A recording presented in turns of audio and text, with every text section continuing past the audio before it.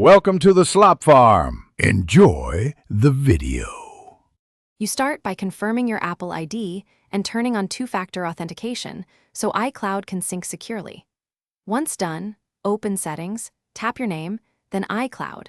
Enable iCloud Drive and Photos so files and images begin uploading.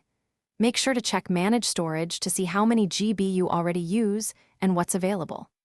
This initial step begins the sync process immediately and prevents duplicate accounts from saving to iCloud, which keeps storage accurate and predictable. Next, you organize what iCloud stores and optimize space. For photos, enable Optimize iPhone Storage so originals upload and smaller versions stay on device. Then go through app toggles and choose which app data, mail, contacts, and calendars actually need syncing. Toggle off what you don't. For files, open iCloud Drive and move large media to a dedicated folder or delete duplicates so uploads finish faster. If you need consistent access, mark items for offline download.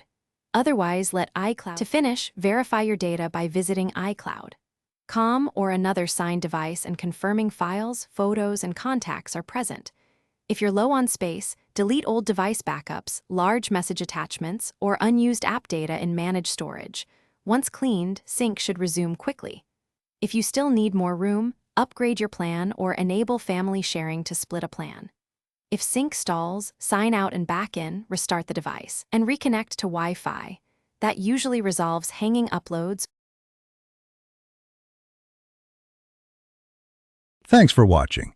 Consider subscribing if we helped you today.